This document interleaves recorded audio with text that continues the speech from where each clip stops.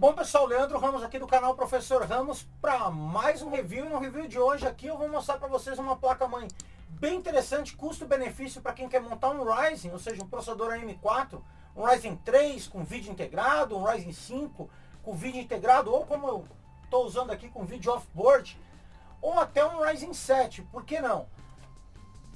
A opção de hoje é a placa B450 Aorus M, uma placa-mãe da Aorus, que é a linha gamer aí da Gigabyte. Uma placa bem interessante, micro ATX, com preço agora no início de 2020 por volta de R$ 599. Essa placa eu comprei para um cliente para montar um PC e um projeto novo na Terabyte Shop. Eu vou deixar o link aí embaixo na descrição. Eu já montei o PC aqui na mesa, aqui na bancada. Ainda não é a configuração final, mas montei aqui só para testar aqui, mostrar BIOS e fazer um teste rápido aqui, ó. Com uma fonte VTC 500 da Cougar, processador Ryzen 5 3500, isso mesmo, não é o 3600, é o 3500, que é um processador de 6 núcleos e 6 threads, que está com preço bem interessante aí para você que quer montar um PC gamer aí intermediário, bem legal. A placa-mãe, lógico, que é a B450 Aorus M. Coloquei a placa de vídeo aqui da Galaxy 1660 Ti, que é a minha placa, ainda não é a placa do cliente, ainda não chegou. E a memória eu coloquei aqui uma Evo Potenza DDR4 aqui, por enquanto um pente só de 8 GB da Gale. Estou rodando um teste de benchmark aqui, mas vamos lá aqui conhecer aqui os detalhes da placa, que é o vídeo de hoje. Vem comigo! Bom, vamos lá agora aqui conhecer todas as características da placa-mãe da Aorus B450M. Aqui na caixa já dá para ver que ela já vem preparada aqui para o Ryzen 3000, mas quando você compra qualquer placa-mãe na Terabyte Shop, ela já vem atualizada aqui para receber o Ryzen 3000, independente do modelo. Vocês vão ver aqui a informação que vem com o chipset AMD B450, que é um chipset intermediário. A caixa é uma caixa pequena, por se tratar de uma placa-mãe micro ATX. Eu vou mostrar aqui a parte de trás para vocês. Vem todas as informações aqui em relação ao design da placa e outras características que eu já vou abordar aqui no vídeo. Deixa eu mostrar o que acompanha na caixa. Então, a placa-mãe aqui numa embalagem antistática. Já vou falar dela mais especificamente. Acompanha um espelho aqui na cor preta aqui, bem simples, mas dá todo aquele charme para a máquina. Dois cabos SATA aqui, um aquele em formato de L aqui, que tem um ângulo e um reto, na cor preta. Os parafusos aqui para o NVMe, para o slot M2. Um CD com os drivers aqui, e ainda vem dois adesivos aqui, um da Aorus, muito bonito aqui para você colar no gabinete, e um outro da Gigabyte aqui, junto com CD de drivers. Eu sempre recomendo que você baixe os drivers lá do fabricante da placa-mãe, ou até no fabricante do próprio desenvolvedor do hardware, e um manualzinho de instrução aqui em português. É um guia rápido, bem simples em português. Extremamente simples, não vem mais nada na caixa. Agora vamos ver aqui as características da placa. Primeiro, aqui na parte de trás vocês vão ver um selo aqui, ó, produzido na Zona Franca de Manaus. Vamos ver aqui o slot AM4 para instalar o Ryzen de primeira, segunda e terceira geração.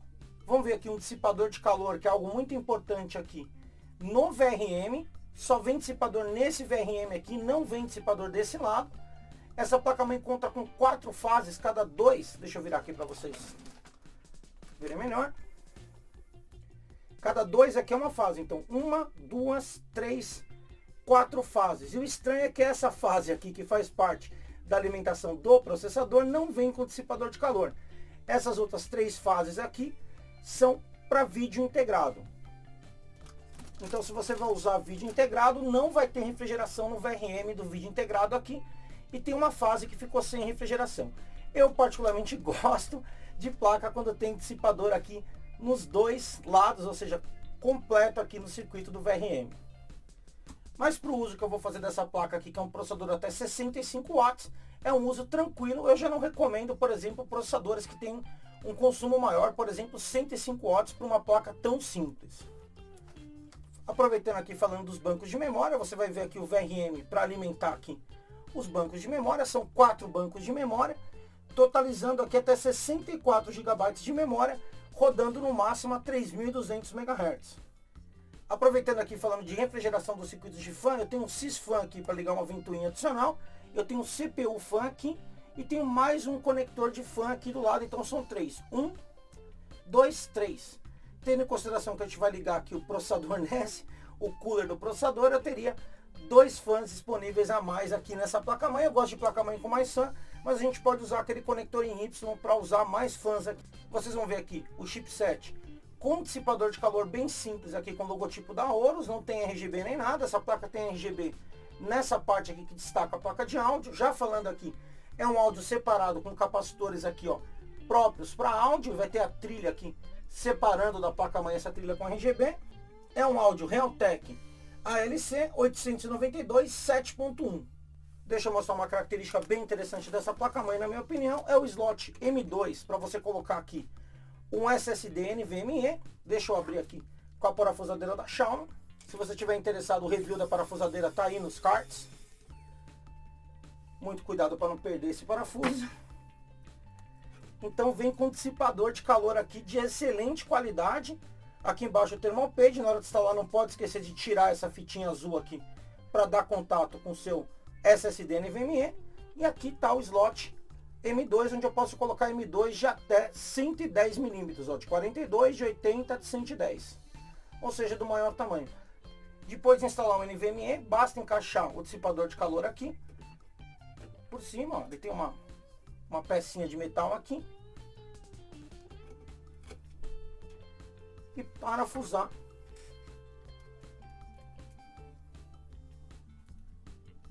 E parafusar aqui novamente. É muito importante ter esse dissipador de calor aqui no NVMe, porque os NVMe's esquentam bastante. Eu tenho até vídeo sobre isso no canal. E também porque a placa de vídeo vai nesse slot PCI Express e acaba soprando o ar quente aqui. Então ter um dissipador de calor é bem interessante. E é muito raro uma placa nessa faixa de preço que vem com dissipador aqui no slot M2. Ponto positivo aí para essa placa da Aorus. Continuando aqui, eu tenho 2 slots PCI Express aqui. Esse é X16 para você colocar a placa de vídeo e esse aqui é X4. Permite fazer um crossfire da AMD aqui, mas ninguém mais usa essa tecnologia hoje em dia de colocar 2 placas de vídeo. Então você está bem servido aqui para colocar uma placa de vídeo no slot X16. Ainda tem um PCI Express 1X aqui, para você colocar uma outra placa, e esse aqui é 4X. Falando da BIOS dessa placa-mãe, é bem interessante aqui, ela tem um sistema dual BIOS, ó, tem 2 chips de BIOS, um aqui e um aqui. No caso de uma atualização de BIOS ou um erro na BIOS, você pode usar a BIOS Backup aqui para voltar à BIOS principal. Algo que é bem interessante, é uma tecnologia que você encontra aí nas placas-mães da Gigabyte. Falando aqui das conexões SATA para HD convencional, eu tenho 4 portas aqui e mais 2 aqui. É interessante quando as portas estão separadas assim, porque dependendo do gabinete é melhor vir com cabo em pé, dependendo do seu gabinete é melhor vir com cabo deitado aqui. Então você tem 4, 5, 6 portas SATAs, que é mais do que suficiente para você ligar SSD SATAs ou HDs convencionais. Falando aqui das portas traseiras da placa, vocês vão ver aqui um PS2 para você conectar teclado ou mouse, 2 USBs comuns aqui, um conector DVI e um conector HDMI. Se você for usar uma CPU que tem vídeo integrado, um Ryzen G, né, que tem um final G lá na configuração que vem com vídeo, você vai conectar o vídeo onboard aqui. 4 portas USB 3.0 de primeira geração e 2 portas USB aqui na cor vermelha, também USB 3.0, só que de segunda geração. Essas portas aqui tem 10 gigabits por segundo e essas tem 5 gigabits por segundo. Uma rede 10/100.000 e um conector de áudio 7.1.